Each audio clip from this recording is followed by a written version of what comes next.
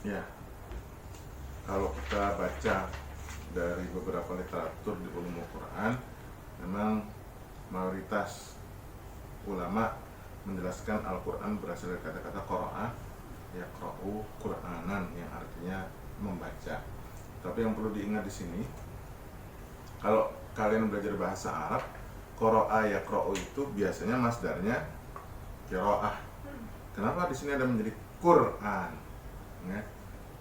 Nah, di sini kemudian terjadi perdebatan ulama, ada yang mengatakan asalnya qara'a yaqra'u, ada yang mengatakan asalnya qarana yaqrinu. Tapi memang pendapat yang lebih tepat adalah qara'a yaqra'u. Tapi penggunaan masdar Qur'anan itu menunjukkan bahwa membaca Al-Quran itu bukan dititik beratkan pada hal-hal yang bersifat mekanistik verbal, ya. Oke, belajar membaca Al-Quran secara verbal, mengucapkan huruf, itu bagian dari membaca Quran. Tapi tujuan utama membaca Quran sesungguhnya adalah membaca dengan jiwa. Maka disebut dengan Quran. Pola fu'lan dalam bahasa Arab itu menunjukkan sebuah proses yang bersifat batin, proses yang bersifat kejiwaan, dan proses yang menggunakan aspek ruhaniyah. Itu yang pertama secara bahasa. Jadi Al-Quran adalah bacaan rohani, bukan bacaan verbal, bukan hanya bacaan yang kemudian kalau kita dengar itu diperlombakan. Tidak, membaca dengan suara indah bagus dalam rangka dakwah, dalam rangka menarik orang untuk semakin dekat membaca Quran. Tapi tujuan utama membaca Quran adalah membaca dengan rohani, bagaimana meningkatkan kualitas rohani. Jadi makna Al-Quran sesungguhnya adalah bacaan yang diberikan oleh Allah melalui malaikat Jibril kepada Muhammad Rasulullah SAW agar dibacakan kepada umat manusia secara rohaniah, sehingga umat manusia kemudian hidupnya mendapatkan petunjuk dari Allah Subhanahu wa Ta'ala. Bentuk awal dari Al-Quran itu adalah wahyu, ya. Itu artinya isyarat yang cepat, ya. Apa sih yang maksudnya isyarat yang cepat? Jadi begini, Allah itu berbicara dengan makhluk menggunakan tanda. Tanda-tanda itu semuanya memancarkan isyarat, ya. Seperti hanya kamu kalau jatuh cinta, apa tuh cinta? Itu kan isyarat-isyarat yang keluar dengan cepat. Nah, semua yang Allah ciptakan itu semuanya memberikan isyarat, memberikan tanda. Nah, tanda-tanda itu harus diakses, harus dibaca oleh orang-orang yang punya kemampuan membaca tanda itu. Nah, setelah tanda itu dibaca, lalu dikonstruksi di dalam kesadaran menjadi sebuah bacaan yang bersifat rohani tadi, menjadi sebuah konsep, menjadi sebuah teori dan sebagainya. Akhirnya berkembang ilmu pengetahuan. Waktu itu adalah isyarat. Pada hakikatnya semua yang diciptakan Allah itu memberikan isyarat kepada manusia. Cuma isyarat atau tanda itu bisa dibaca atau tidak, ya. Misalnya gunung ngasih tanda nggak ke kita, ya. Pohon-pohonan, tumbuh-tumbuhan, lautan, bahkan diri kamu itu ngasih tanda nggak ke kita? Semua ngasih tanda. Cuma tidak semua orang bisa membaca tanda tersebut. Para nabi itu adalah orang-orang yang mempunyai kecerdasan paripurna. Apa itu kecerdasan paripurna? Kecerdasan yang lengkap, sehingga para nabi bisa membaca semua tanda Allah yang ada di alam semesta, yang ada di dalam diri sendiri, yang ada dalam fenomena sosial budaya. Itu bisa dibaca oleh mereka, lalu menjadi inspirasi. Apalagi kemudian para nabi itu ditempel oleh malaikat Jibril, ya.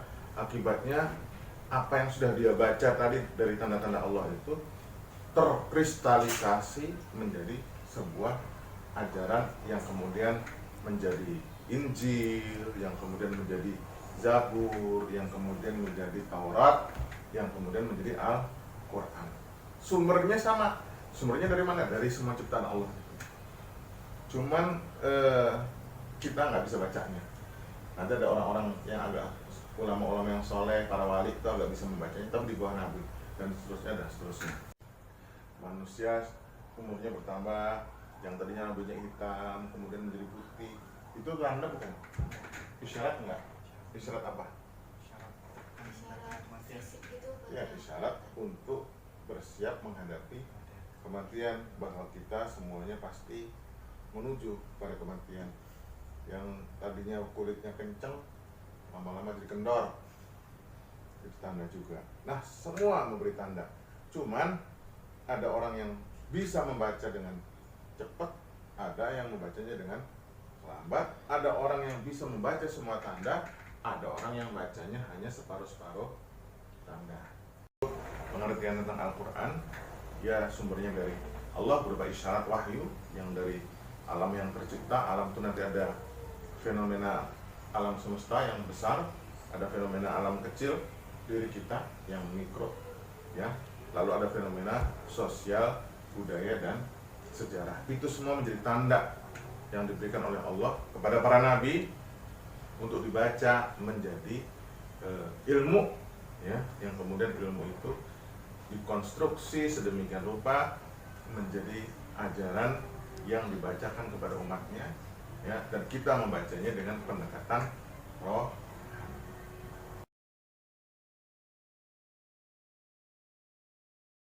Ya, sementara Al-Quran itu fungsinya adalah sebagai petunjuk, sebagai hidayah, ya, sebagai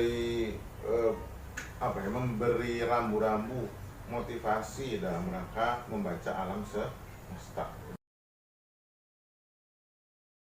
Nah, sejarah pembukuan Al-Quran. Jadi Quran itu tidak diturunkan dalam bentuk kitab suci.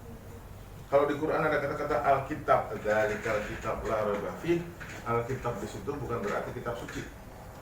Alkitab di situ berarti ketentuan, aturan. Dan aturan itu tidak harus tertulis, belum tentu kitab suci. Nah, Al-Quran pada bentuk awalnya, saya katakan tadi, bentuk awal Al-Quran itu wahyu. Apa tadi wahyu? Isyarat. Dari mana sumbernya? Dari Tuhan melalui ciptaan Allah, ya. Ciptaan Allah itu semuanya memberi wahyu loh. Energi itu memberikan wahyu, cahaya memberikan wahyu. Apa sih wahyu tadi? Isyarat, tanda. Ya, semuanya memberikan tanda. Nah, tinggal tanda itu ditangkap oleh sebuah kekuatan yang namanya malaikat Jibril, dimasukkan ke dalam kesadaran Nabi. Maka Nabi paham. Kalau kita mungkin dibantu oleh malaikat Israel, ya. Jadi kita nggak paham. Ya, tandanya udah banyak, nggak paham. Nggak peka. Nah, nih peka. Terus tanda sama cowok yang naksir nggak peka, gitu kan? Gimana tuh kira-kira cowoknya? Sebel juga. Sebel. Kamu juga gitu kan? Udah kasih tanda ke seorang cowok yang ditaksir, tapi cowoknya ternyata cool aja. Nah, seperti itu. Allah sudah kasih tanda ke kita. Cuma nggak semua manusia bisa mengakses.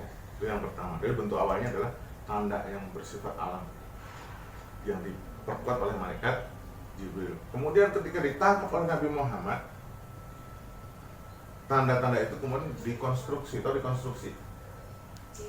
dibangun secara utuh menjadi sebuah konsep, ya, menjadi sebuah gagasan, ya, menjadi sebuah ilmu, nah gitu ya bahasa mudahnya, ilmu yang kemudian dikomunikasikan dengan bahasa Arab. Kenapa kok jadi bahasa Arab Quran? Karena yang menerima Nabi Muhammad yang orang Arab. Kalau yang menerima orang Indonesia, mungkin wahyunya jadi bahasa Indonesia. Karena malaikat Jibrilnya akan mengkonstruk sesuai dengan logika orang yang menerima. Makanya wahyu Allah itu satu sumbernya, alam semesta kan satu kan. Tapi kenapa bisa jadi Injil, bisa jadi Taurat yang bahasanya berbeda dengan Al-Quran? Karena yang menerima berbeda budaya dan bahasanya. Nah, ketika ditangkap oleh Nabi Muhammad, maka wahyu tersebut dikonstruksi menjadi ilmu yang berbahasa Arab dan sangat bernuansa budaya Arab. Disampaikan kepada bangsa Arab yang ketika itu pola pikirnya masih sesuai dengan pola pikir bangsa Arab abad ke-7, Ya, jangan dipikir orang Arab dulu kenal handphone dan sebagainya. Berpikirnya orang Arab abad ke-7. Sehingga Nabi Muhammad harus menyampaikan dengan secara bertahap. Dan itu disampaikan secara lisan, bukan dengan tulisan. Nabi nggak pernah ngirim, ini baca, nggak ada. Berarti yang orang Arab itu mendengar ya Pak? Semuanya mendengar, dan Nabi sendiri tidak pernah membacakan Al-Quran dalam tulisan. Nabi hanya membacakan Quran secara lisan, dari mulut ke mulut. Baru nanti lama-kelamaan mulai butuh adanya tulisan Al-Quran. Maka di akhir Rasul sempat memerintah para sahabatnya di bawah pimpinan Zaid bin Sabit untuk menuliskan tulisan Al-Quran. Tapi tulisan Al-Quran ketika itu belum dalam huruf-huruf yang sudah kita kenal saat ini. Kenapa? Karena ketika itu bangsa Arab belum punya huruf. Belum ada ba, titik satu di bawah, belum ada ta, enggak. Yang mereka kenal tulisan Ibrani, yang mereka kenal tulisan bangsa Sumeria, tulisan bangsa Akkadia dan sebagainya. Maka sahabat-sahabat ada yang belajar bahasa Ibrani, nulisnya pakai aksara Ibrani. Walaupun bacaannya Bismillahirrahmanirrahim, tapi tulisannya pakai tulisan Ibrani. Ada yang bisa bahasa Sumeria, bacaannya Bismillahirrahmanirrahim, tapi tulisannya pakai bahasa Sumeria. Itu yang dikumpulkan pada masa Rasul. Jadi bacaannya macam-macam, tulisannya juga bacaannya sama, tapi tulisannya macam-macam. Nah, itu yang terjadi pada zaman Abu Bakar. Abu Bakar cuma ngumpulin doang tulisan-tulisan tadi yang sudah banyak itu dengan corak huruf yang berbeda-beda. Baru pada zaman Utsman mulai itu ada upaya untuk menyatukan tulisan dalam satu tanda atau satu huruf yang sama. Tapi pada zaman Utsman pun hurufnya bukan huruf yang kita kenal saat ini. Ya, antara qaf dengan fa nggak bisa kita bedakan, antara ta dengan ba nggak bisa kita bedakan. Makanya ini bacanya faktulu atau fakbalu, kan bingung tuh. Karena sama-sama tulisannya faktulu dan fakbalu. Nah, tapi orang Arab ketika itu bisa baca karena memang mereka dibesarkan dalam tradisi lisan. Ya. Nah, Quran yang ditulis dalam mushaf oleh Utsman masih menggunakan tulisan yang sederhana itu. Dan para sahabat masih banyak mengandalkan hafalan dalam membaca mushaf. Lama-kelamaan pada masa dinasti Umayyah, orang-orang non-Arab sudah banyak yang masuk Islam, sementara orang Arab sendiri sudah mulai lupa bacaan-bacaan Al-Quran. Disitulah dibutuhkan tulisan yang detail tentang Al-Quran. Itu pada zaman Ali dulu, pada zaman Ali. Lalu dibuatlah titik. Ya, nun titiknya satu di atas, ba titiknya satu di bawah. Pada zaman Ali, kemudian kasih tanda baca dengan apa gitu. Tetap setelah itu masih banyak mereka nggak bisa baca lagi. Maka pada zaman dinasti Umayyah, pada zaman Marwan kalau nggak salah, mulailah dibuat tulisan yang sekarang kita kenal. Ada fathah, domah, dan kasroh. Artinya proses Quran berubah dari bacaan yang sekedar verbal sampai yang menjadi tertulis ini banyak melibatkan peran manusia. Maka Allah mengatakan inna nahnu nazzalna dzikra wa inna lahu lahafidun. Nahnu karena apa? Di sini bukan hanya peran Allah, peran manusia, ya. Kalau nggak ada manusia mungkin Quran sudah hilang tulisannya nggak jelas, gitu ya. Terus zaman berkembang, sekarang Quran ditulis di atas menjadi program, ya, bahasa program yang kemudian kita dengar sekarang di handphone.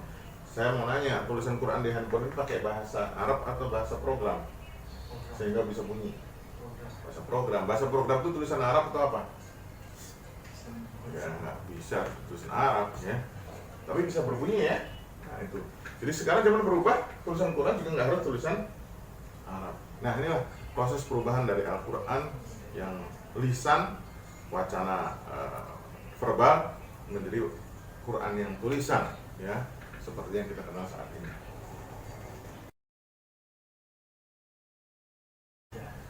Ya, jadi secara singkat aja, bahwasanya Al-Quran itu memang banyak sekali memberikan nilai-nilai untuk kehidupan umat manusia. Ya, Quran ini tidak ngasih langsung instrumen, nggak ngasih alat langsung, tapi Quran cuma ngasih nilai. Ya, bedakan antara nilai dengan alat. Ya, ketika kamu baca Quran, kamu harus paham yang dimaksud oleh Allah itu alatnya atau nilainya. Misalnya Allah mengajarkan di dalam Quran tentang ghadul basar. Apa artinya ghadul basar? Menundukkan kepala. Menundukkan mata. Menundukkan mata keluar. Menundukkan begini, menundukkan kita. Nah, masalahnya menundukkan mata itu alat atau nilai? Nilai. Ayo, apa sih gunanya nundukin pandangan itu? Oh iya. Kontrol diri. Kontrol diri. Kontrol diri itu nilainya, kontrol diri. Ghadul basar itu hanya alatnya. Percuma saja kamu ghadul basar tapi masih bayangin yang macam-macam, ya kan? Jadi bukan berarti orang Islam itu kemana-mana harus nunduk terus gitu kan, nggak mau ngeliat yang lain. Enggak, kita tetap boleh memandang, tapi walaupun kita memandang, kita melihat, tetap ada kontrol diri. Jadi ghadul basar sebagai instrumen, sebagai alat. Nah, jadi baca Quran pertama terus bedakan ini alat atau ini tujuan atau nilai. Ya, misalnya potong tangan, mencuri potong tangan. Potong tangan itu alat atau tujuan? Alat. Iya, kalau tujuan berarti kita dimanapun harus potong tangan. Sekarang potong tangannya itu gimana kalau untuk mencuri itu? Segini itu seberapa? Padahal kata-kata qata'ah di dalam Quran, pernah baca cerita Nabi Yusuf yang perempuan-perempuan lagi disuruh motong bawang, kemudian Yusuf suruh keluar. Terus kata Quran apa? Wa qata'na aydiyahunna wa qulna hasya lillah ma hadza basharan. Ketika Yusuf keluar, cewek-cewek itu wa qata'na aydiyahunna. Apa tuh qata'na aydiyahunna? Memotong tangan mereka. Kalau memotong tangan, itu semua langsung pingsan, ya kan? Kamu aja kepotong sini langsung pingsan. Ini sekarang potong tangan. Berarti kata qata'na aydiyahunna artinya apa? Qata'na aydiyahunna artinya bukan memotong, karena aku sudah memotong, nggak mungkin dibilang hasya lillah, ganteng banget, nggak mungkin. Ya, itu maksudnya apa? Dia lagi melukai, maka faqta'u aydiyahum itu bisa berarti lukai tangan mereka, bukan dipotong tangan, lukai atau bagaimana. Tapi yang penting bukan itu. Mau lukai, mau motong itu cuma cara, cuma alat. Tujuannya apa? Biar dia cerah. Ya, biar dia bisa berubah menjadi lebih baik. Ya, sekarang bagaimana membuat orang itu cerah, membuat dia berubah lebih baik? Apa harus dipotong tangannya? Bisa dengan banyak cara. Itulah, maka kita harus tahu nilainya. Maka membaca Quran dalam rangka menerapkan Quran untuk kehidupan keluarga, untuk pendidikan dan sebagainya, kita harus paham dulu nilainya apa. Itu yang disebut dengan maqasid syariah. Maksudnya apa, maqasidnya itu apa, itu yang kita tangkap duluan. Alatnya bisa macam-macam. Misalnya wanita harus pakai jilbab. Sekarang saya tanya, kamu pakai jilbab enggak? Pakai kalau keluar rumah. Enggak, sekarang kamu pakai jilbab enggak? Iya pakai, kalau sekarang pakai. Mana? Ini bukan jilbab. Kamu pakai jilbab enggak? Enggak. Jilbab itu pakaian yang panjang. Jalabiah, jubah. Jadi saya pakai kerudung gitu. Itu mah khimar, kan gitu kan? Tapi pakaian kamu bukan jilbab. Pakaian kamu juga bukan jilbab. Sekarang pertanyaan, jilbab itu alat atau tujuan? Alat. Hanya alat. Kalau alat bisa berubah enggak? Bisa. Tujuannya apa? Menutup aurat. Itu aja. Sekarang orang banyak terjebak, enggak, kamu belum syar'i karena kamu nggak pakai jilbab. Dianggap belum menutup aurat, padahal sudah menutup aurat. Nah ini membaca Quran jangan terjebak pada alat, tapi coba kita cari maqasidnya apa, tujuannya apa, nilainya apa dibagi.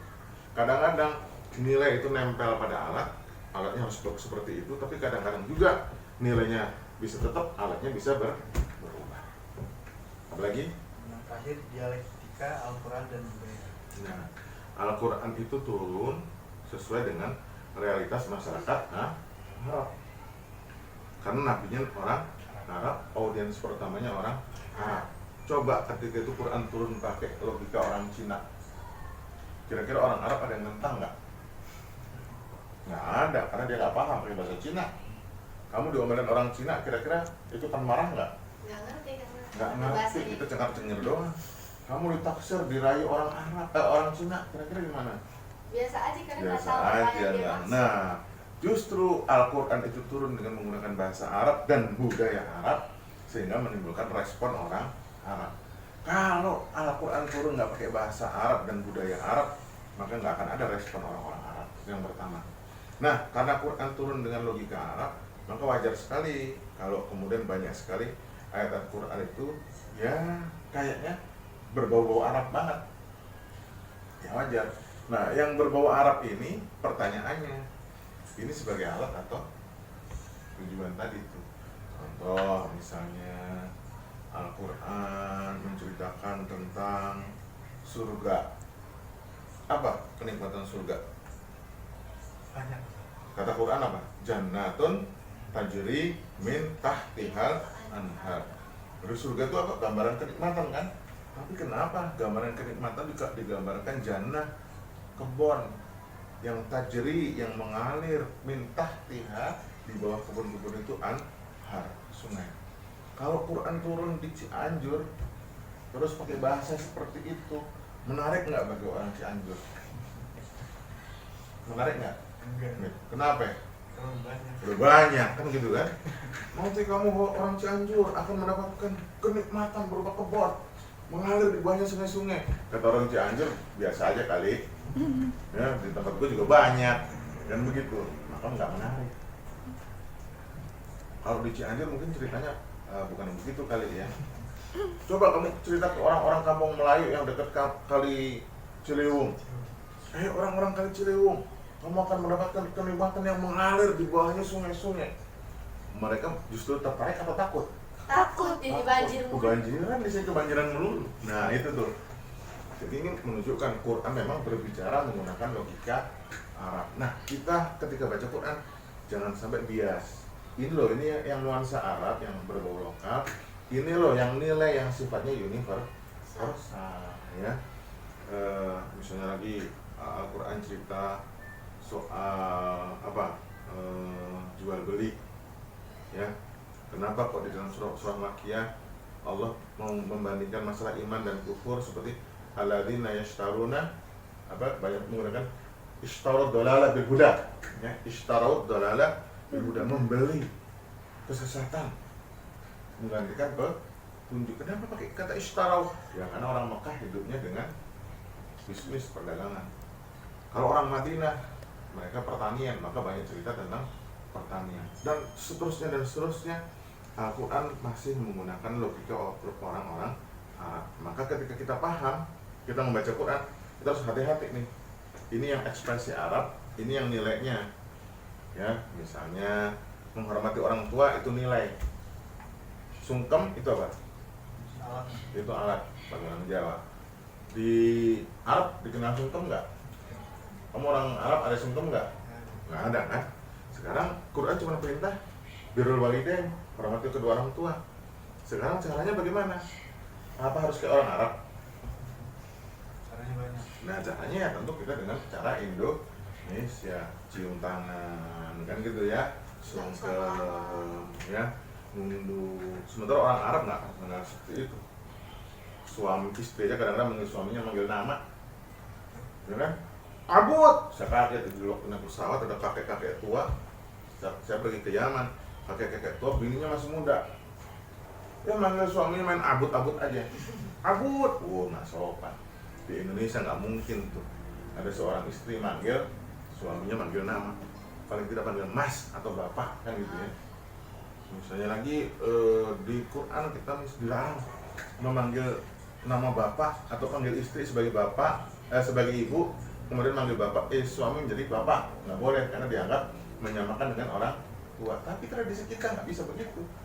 Istri manggil suaminya ya bapak untuk membahasakan ke anak-anaknya. Bapak memanggil istrinya dengan ibu untuk membahasakan ke anak-anaknya. Ini adanya dialektika. Quran itu dulu turun sesuai dengan konteks logika budaya Arab. Sekarang kita bacanya dalam suasana orang Indonesia. Maka kita harus saring dulu mana yang bau Arab, mana yang nilai, ya. Ingat ya, nilai ya. Nilai. nilainya. Kayak si Hamid ini Arab atau Indonesia?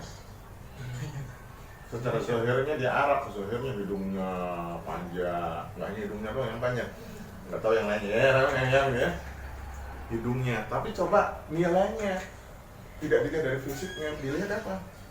Perilakunya, bagaimana dia menyapa temennya, menyapa orang tuanya. Oh iya, ternyata dia masih cium tangan, oh dia masih manggil kakak, adik, mas, mbak.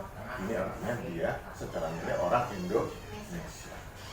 Nah begitu, dalam memahami Quran maka kita harus coba membedakan mana yang maqasid, nilai, tujuan, ya, dan mana yang sekedar Arab dan bias budaya Arab.